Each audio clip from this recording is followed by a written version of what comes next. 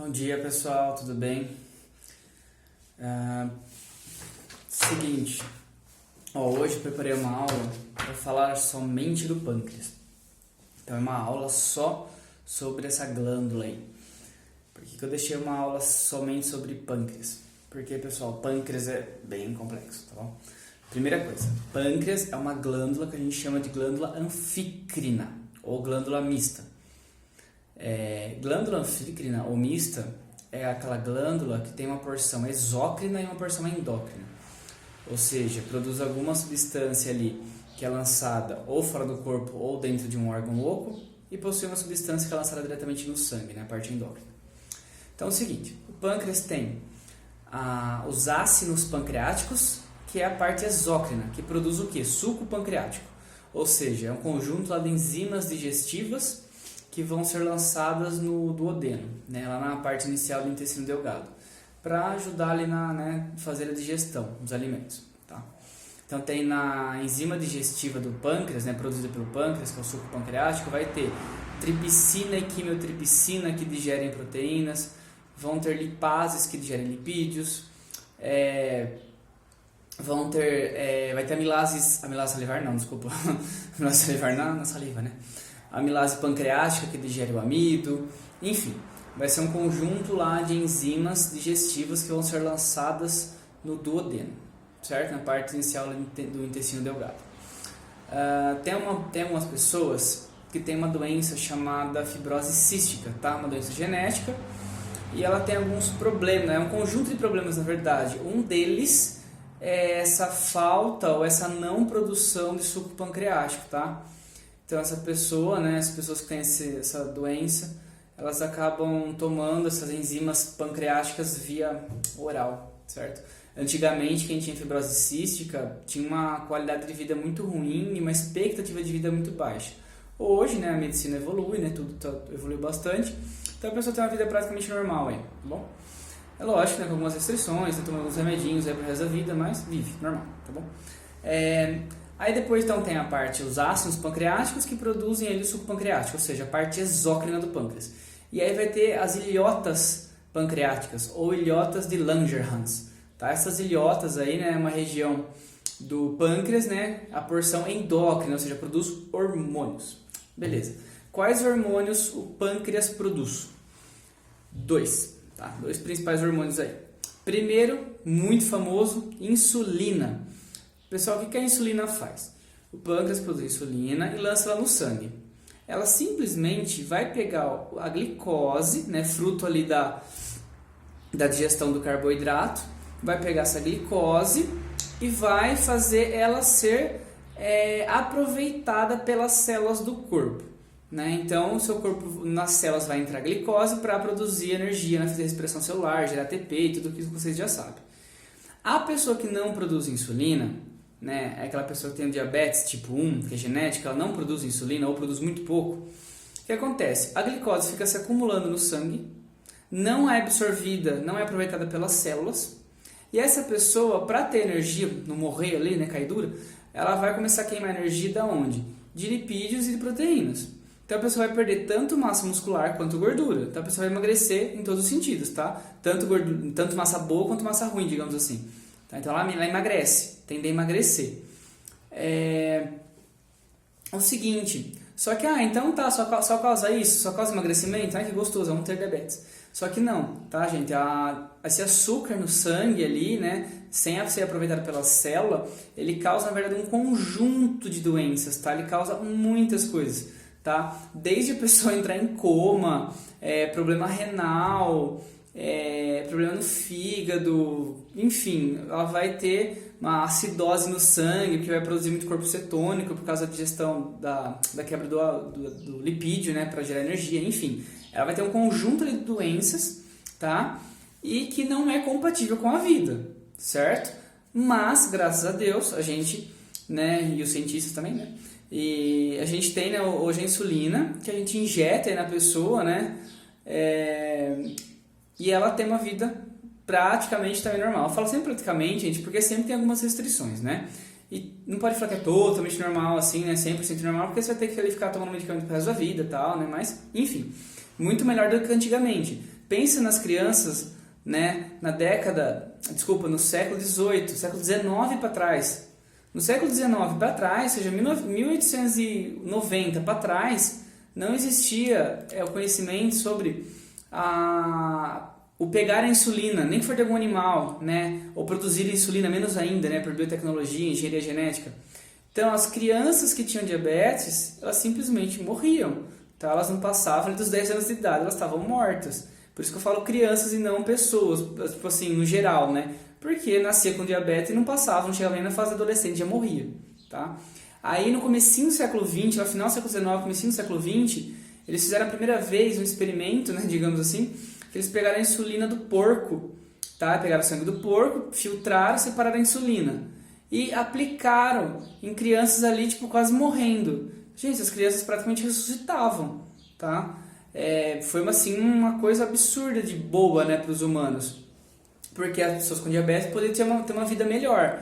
Só que, porém, todavia, no entanto, a insulina do porco não é igual à humana, óbvio, né? Porco é porco, humano é humano, né? Tipo, né?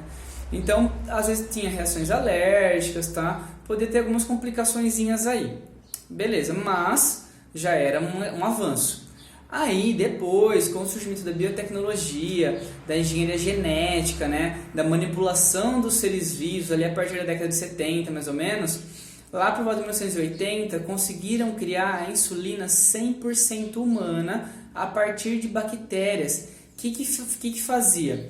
Pegava o gene humano responsável pela produção de insulina, ou seja, um gene lá na célula responsável pela produção de insulina, e inseria numa bactéria, numa Escherichia coli. E colocava essa bactéria num tanque de fermentação. Todo mundo sabe que a bactéria se divide por divisão binária, né? Então, em poucos dias tem milhares de bactérias ali naquele tanque, e ela simplesmente produzia insulina humana. Só que como não fazia parte do metabolismo dela, ela não usava aquela insulina, ela expulsava da célula.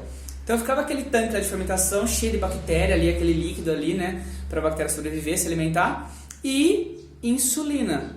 Esse líquido era filtrado, purificado, e se tinha uma insulina, né, se tem, né, até hoje, uma insulina 100% humana, tá? Ninguém mais tem alergia por causa da insulina, porque ela é humana, tá? Só que quem produz pra gente são as bactérias, tá?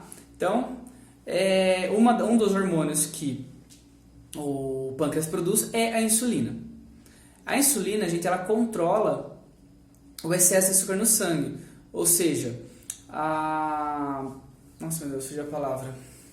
A hiperglicemia. Então, quando você está com uma hiperglicemia, o pâncreas vai produzir mais insulina, tá? Para aproveitar aquele açúcar lá, né? E não deixar ele circulando ali livre no sangue e causar problemas. Beleza?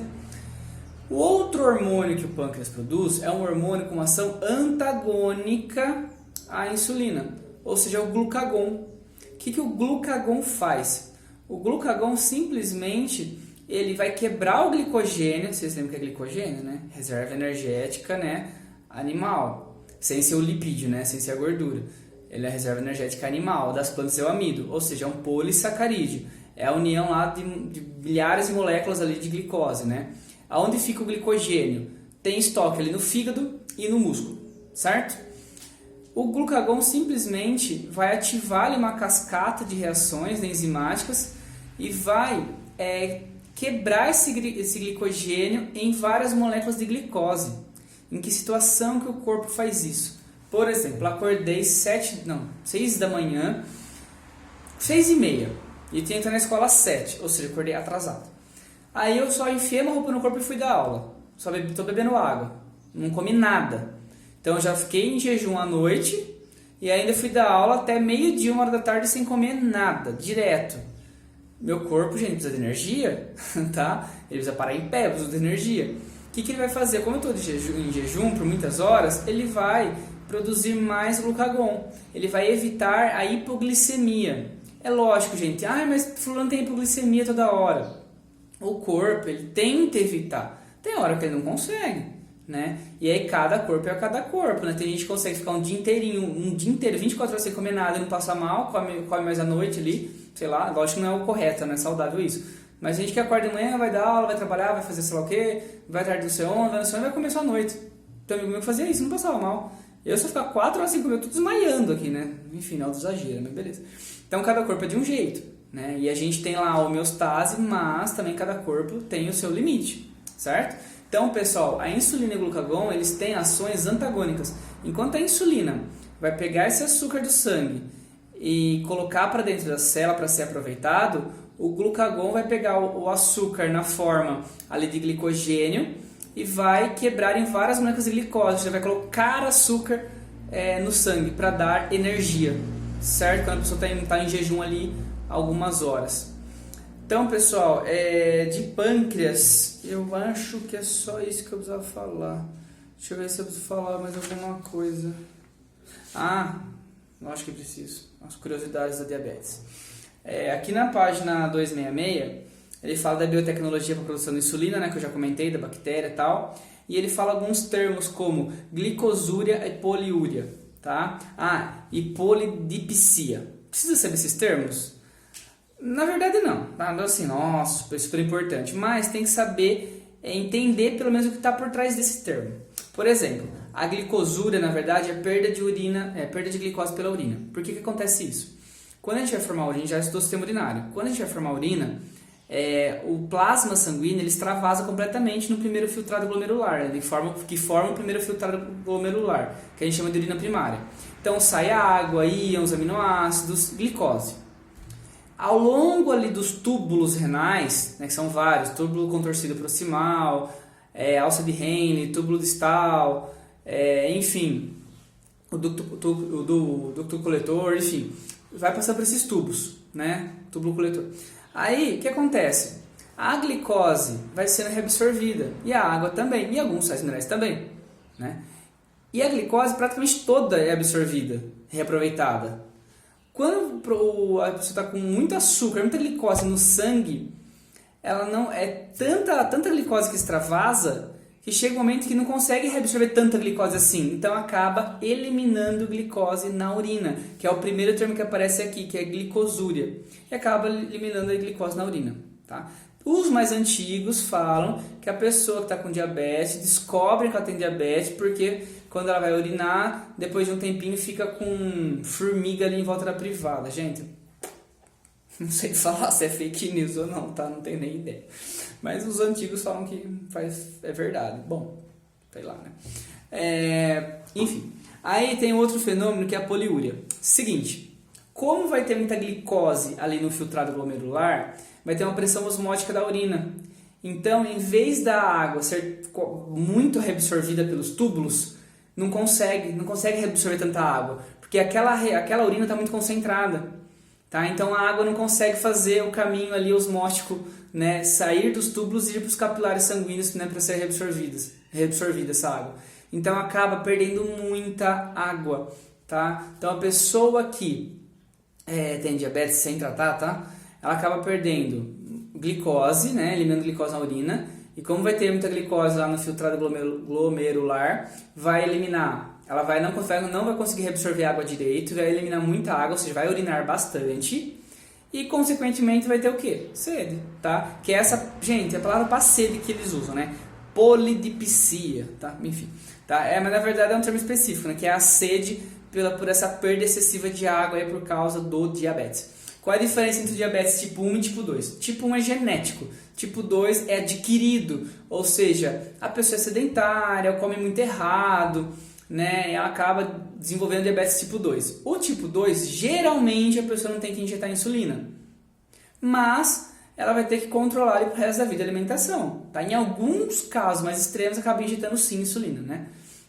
Fazendo a insulina endógena aí, né? Extra, né? De fora, extracorpórea aqui.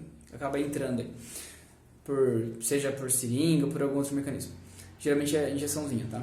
Agora, diabetes tipo 1, a maioria das pessoas com diabetes tipo 1, que é um problema genético, elas acabam tendo que injetar insulina. Aí varia, né? Depende do grau de diabetes, né? Tem gente que tem que injetar 3 vezes por dia, tem gente que injeta uma vez só, enfim, né? Tem graus e graus aí, tá? Só um endocrinologista aí pra falar os graus da diabetes, tá bom? Pessoal, é isso. Bom, última coisa, vocês já ouviram falar de uma doença chamada pancreatite, né, que é a inflamação lá do pâncreas. É uma doença séria, por quê? Pessoal, como o pâncreas ele é uma glândula atrás do estômago, é uma glândula muito delicada, né, extremamente importante, né, para a nossa vida, Se eu tiver uma inflamação nessa glândula e difícil de combater, que geralmente e essa infecção vencer, né, destruir seu pâncreas, já era, tá? Então, assim, pancreatite é uma doença séria. Pode ser causa genética, né, também, pode ser algum outro problema. Várias doenças são psicossomáticas, isso já está sendo provado. O que é uma doença psicossomática? Que seu emocional causa uma doença física, né? Em algum órgão físico, algum órgão mesmo acontece, ele adoece por causa de emocional. Então o pessoal fala assim, é para evitar gastrite, né? Que seria ali um problema no estômago, né? Na parede da mucosa do estômago. Para evitar gastrite, não fumar, não beber água, não mascar chicletes toda hora, praticar exercícios físicos, não ficar acima do peso. Beleza, você faz tudo isso. Come o que você planta, não tem um agrotóxico, não tem um nada, sua vida é perfeita, água super, ultra mineral, não sei das quantas, beleza. Só que você é uma pessoa extremamente estressada, extremamente nervosa, preocupada, ansiosa, a ponto de não viver direito. Eu não vou falar que não adianta nada você se alimentar bem, mas não é tudo, tá? Então, quando eu falo psicossomática, é que muitas doenças, né, são causadas pelo emocional, mesmo você tendo aquela alimentação boa, né, tendo o físico ali preparado, né, bom, mas o emocional acaba destruindo, acaba prevalecendo, certo? Então a gente fala que na vida o equilíbrio é tudo. Então a gente tem que fazer um pouquinho de exercício, se alimentar bem, lógico, vai comer porcaria, de vez em quando não tem problema nenhum, mas não vai viver de porcaria. Eu tô ansioso por causa de uma prova, nervoso por causa de uma situação, tudo bem, mas não vai viver em função do nervosismo, em função da ansiedade, entendeu? Então tudo é o equilíbrio. Façam yoga, tô brincando, né? Falam que yoga é bom, eu nunca fiz. Bom, pessoal, é isso. Então, pâncreas, tem que lembrar aí que é uma glândula. Nossa, gente, eu não falei a página, meu Deus do céu. Vocês estão acompanhando aí certo? Eu tenho certeza que vocês são inteligentes. Ele tá na página 265 e 266, tá? Do grupo 4. No final da aula eu falo a página que a gente tá. Enfim, mas vocês sabem onde a gente tá, não tenho certeza. Pessoal, é isso. Vocês têm que lembrar então do pâncreas, que é uma glândula frígena, quais hormônios ele produz, o que esses hormônios fazem no nosso corpo, certo? E é isso, pessoal. Bons estudos. Até mais.